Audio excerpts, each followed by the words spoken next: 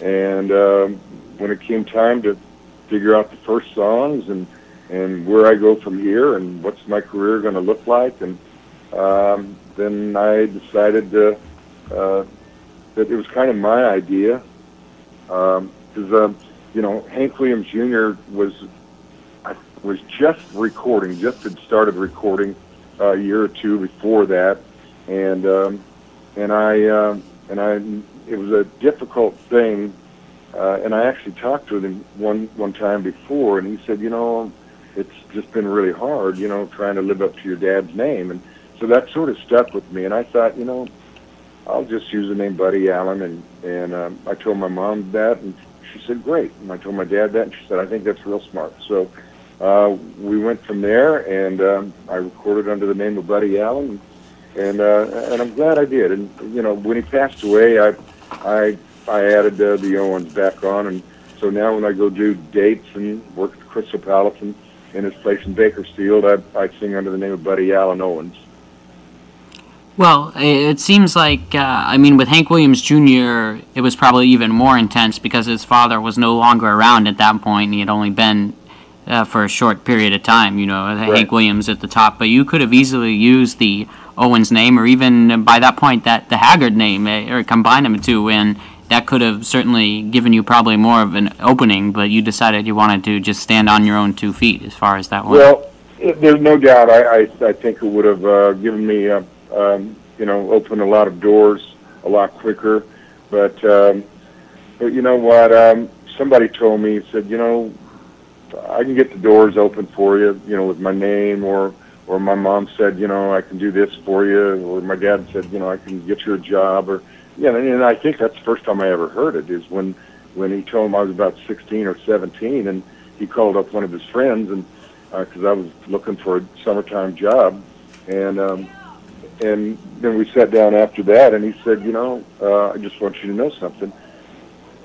As your parent, I love you, and I can get you a job. I can open a door for you, but you going through and being a success is completely up to you. So I always remembered that, and I think that had something to do as well with me deciding to sing under Buddy Allen. And even though you decided to take the name Buddy Allen, and maybe at this point you hadn't decided to go by that name yet, but 1968 you had your first record, a hit record with your dad, Buck Owens, Let the World Keep On A-Turnin'. So were you already signed to Capitol at that point, or was that just sort of like a one? Oh, okay.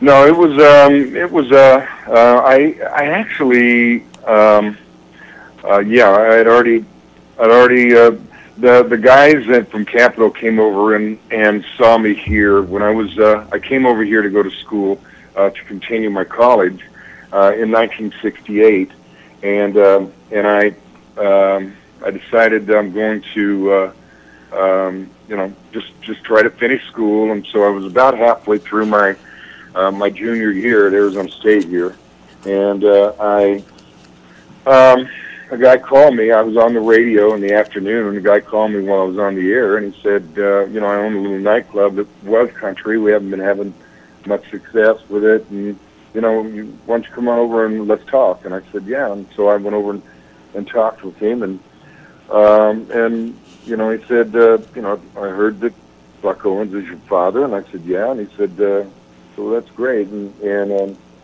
so he asked me if I wanted a job, and I said I already have a job. I'm going to school in the morning from like 7 to 11:30, and then at noon to 3 I'm on the air, and then after that I stay and watch the transmitter. I'd gone to radio school and got first class license, and back then somebody had to babysit the transmitter, and so that was my job until the sun went down.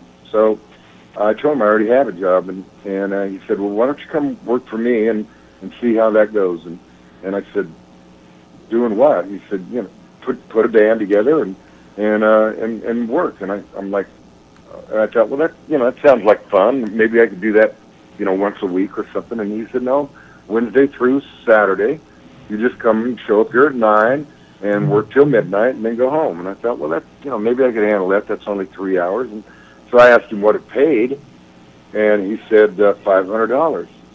And I thought to myself, $500 a month is what I make at the radio station, and I could sure use another $500 a month. And I said, $500 a month, huh? And he said, no, $500 a week. And I said, what? And he said, yeah, $500 a week.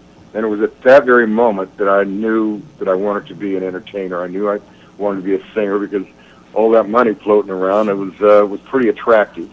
And so, you know, I decided at about that time, yeah, Buddy Allen was going to be my professional name. And the summer of '69, I signed with Capitol Records, and we had that record out. It was a record that my dad wrote, and we went down to L.A. and recorded it. And I was actually still going to radio school. I went back to radio school to do another course, and we went down.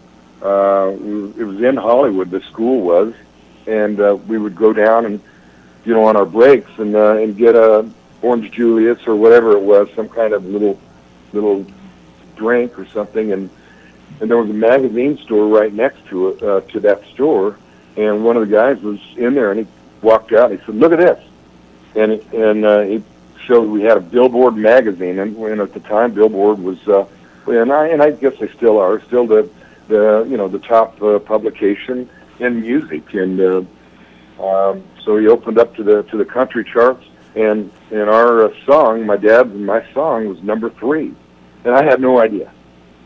I just knew it was out, and I'd heard it a little bit, and I'd had a few people call me asking for an interview, but I had no idea that it was doing so well, and so the thing went on to do very well, and that kind of started my career, jump-started me. Now, was that your dad's idea to record a song together, or was it the record company? Because even though he was your father, it was not uncommon to sort of break new artists out by having a duet with someone. Right. I don't know if it was. I'm gonna guess it was my dad's idea, but it could have been Ken Nelson's idea. You know, the A&R chief at Capitol Records. I'm just not really sure, but I've always given credit to my dad for that. And so, Buddy, what was the first solo single that you released when you signed with Capitol? Well, the first solo song that I had that I released was a song that was written by Merle. Merle Haggard wrote it for me. It was called "When I Turned 21," and it was a cute song about a young man who was underage, and all of his friends were old enough to go in the bars and just to go have fun. And you know, when they find out that I'm not 21, you know, they'd kindly escort me out to the street.